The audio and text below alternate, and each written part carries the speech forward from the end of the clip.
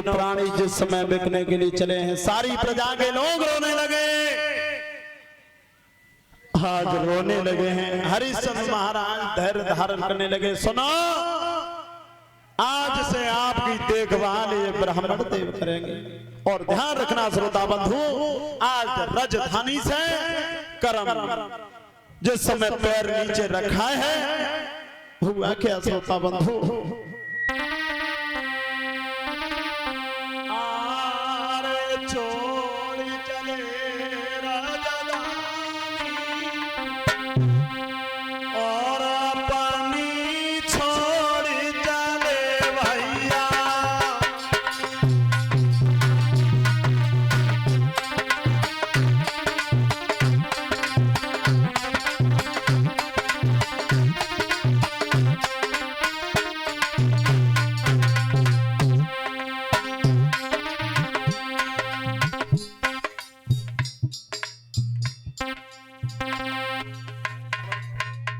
Hello hello,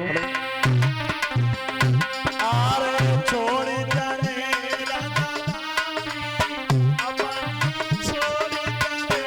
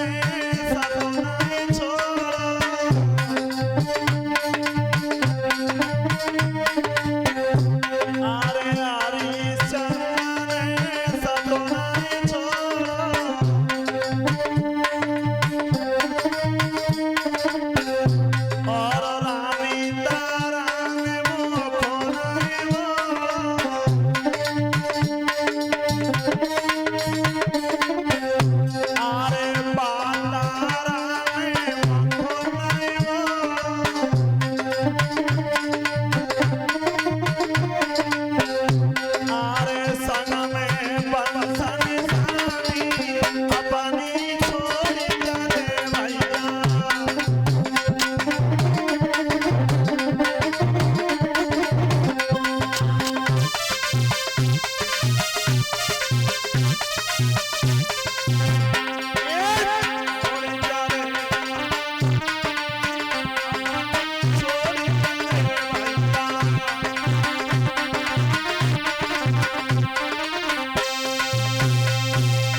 Harishchandra महाराज अपनी रानी तारा को लेकर के पुत्र रोहितास को साथ में लिया और अपनी राजधानी को छोड़ दिया। आगे के लिए बढ़ते जा रहे थे श्रोता बंधु। थोड़ी दूरी चले पाए तब तक तो तारा के पैरों में छाले पड़े गए। श्रोता बंधु, आज तारा कहने लगी है अपने पति से, हे प्रभु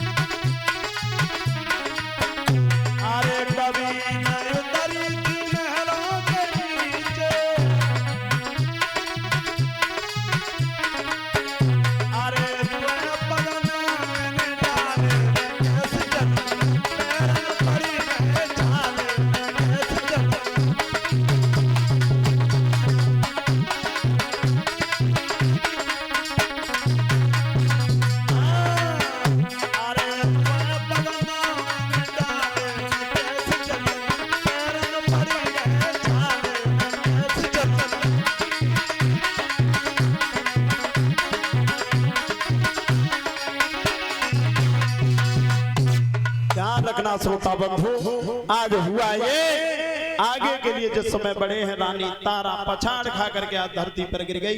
महाराज हरिश्चंद्र ने जवाब दिया, हे रानी तारा, काय के लिए मेरी बात बिगाड़ रही हो, चलो थोड़ी दूर की बात और है।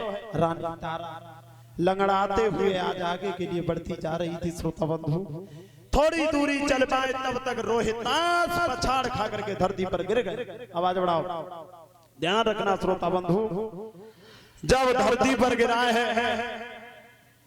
अब विश्वामित्र ने जवाब दिया, क्या हुआ ऐसे, मर गया क्या? हरिश्चंद्र महाराज ने जवाब दिया, सुनो ब्राह्मण देव, मरा नहीं है, जिंदा है। पानी नहीं मिला इसलिए बेहोश हो गया है। क्या? ले मेरा कमंडल इसे जल पिला दे, मरे नहीं।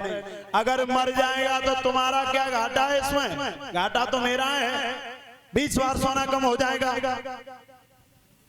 तब तक तो रोहितास खड़ा हो गया और जवाब दिया है ब्राह्मण देव से, हे ब्राह्मण देव, जब पानी की हमें जरूरत ना है, हम तो खुद ही पानी पानी है, आप अपना कर्म करिएगा। ध्यान रखना श्रोता बंधु, तीनों प्राणी आज आगे के लिए बढ़ते गए, काशी नगर में आ गए। ध्यान रखना श्रोता बंधु, बीच बाजार में जिस समय खड़े हुए विश्वामित्र आवाज देने लगे, काशी के लोगों, 3 प्राणियों को हम देखने के लिए लाए हैं। एक लड़का है, एक पुरुष और एक स्त्री।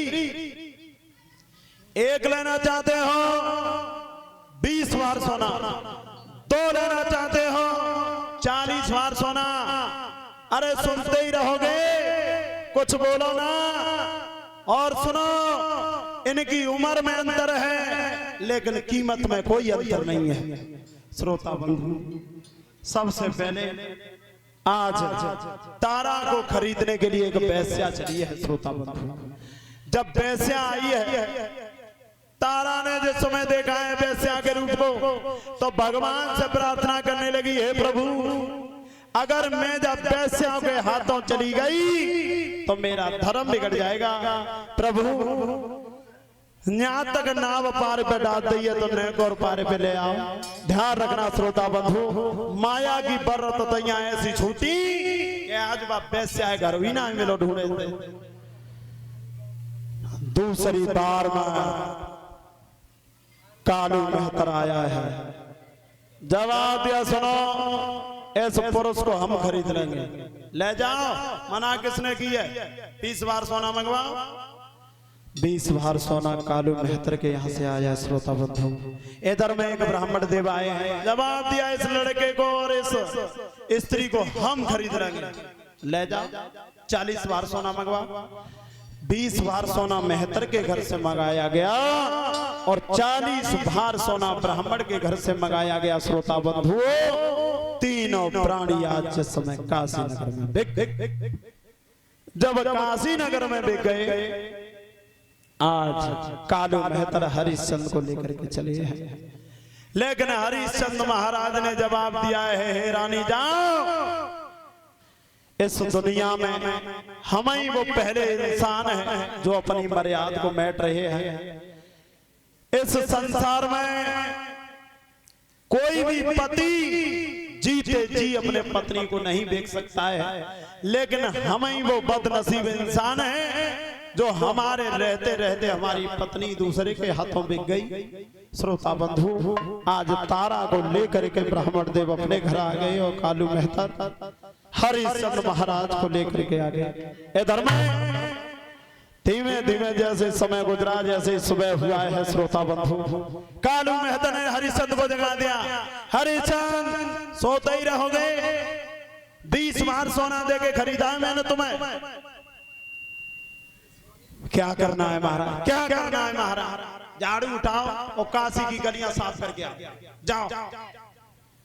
ध्यान रखना श्रोता बंधु, वही हरिश्चंद्र थे जिनके चेहरा की ओर लाखों लोग देखा करते थे, जिनके एक इशारे पर हजारों लोग नाचा करते थे। लेकिन समय को बदलते हुए कभी देर नहीं लगती है श्रोता बंधु। आज काशी की गलियां साफ करके जिस समय आए हैं हरिश्चंद्र, जवाब दिया है कालू महतर ने, सुनो आज खाना दिया है ला करके हरिश्चंद्र को। विश्वामित्र ने दूर से देख लिया, क्या खाना खाने के लिए जा रहे हो, चलो हम भी आ रहे हैं। साधु का वेश धारण कर लिया, पास में आ गए हरिश्चंद्र महाराज के, जवाब दिया अगर मेरी कोई आवाज सुन रहा हो तो मुझे कुछ खाने के लिए दे दो, मुझे आज 7 दिन हो गए खाना नहीं मिला। हरिश्चंद्र ने अपना थाल उठाया और उस ब्राह्मण को दे दिया, खुद भूखे रह गए। धीमे धीमे समय गुजरता गया। आज महाराज को जैसे जैसे महाराज खाना खाने के लिए बैठते हैं तब तब विश्वामित्र कोई ना कोई बहाना लगा करके सामने आ जाते हैं और खाना छड़ा लेते हैं। आज महाराज को बिना भोजन करें भक्तजनों 26 दिन हो गए। श्रोता बंधु, शरीर सूख करके कांटा हो गया। श्रोता बंधु, पैदल चला नहीं जाता था महाराज पर। एक दिन की बात है, कालू महतर ने जवाब दिया, सुनो हरिश्चंद्र, घड़ा उठाओ और नदी से जल भर के लेकर के आओ।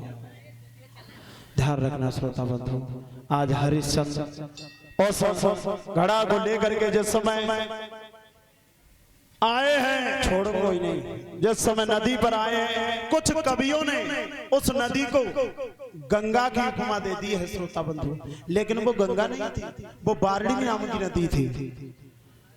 गंगा तो हरिश्चंद्र की 13 पीढ़ी के बाद आई है श्रोता बंधु। आज जिस समय जल भर के घड़ा को उठाना चाहते थे, लेकिन शरीर में इतनी शक्ति नहीं रही कि उस घड़ा को उठा करके सर पे रख लेते थे। तब तक क्या देखा कि रानी तारा आ रही है, और जिस समय तारा को देखा तो तारा से जवाब दिया, है रानी तारा आप ऐसा करो कि हमारे घड़ा को उठवा दो। तारा ने जवाब दो, हम तुम्हारे हाथ में मेहतर का घड़ा है और मेरे हाथ में ब्राह्मण का घड़ा है, मैं तुम्हारे घड़ा को नहीं छूऊंगी। हरिश्चंद्र महाराज सोचने लगे, क्या तुम वही रानी तारा हो जो हमारे साथ में बिक गई?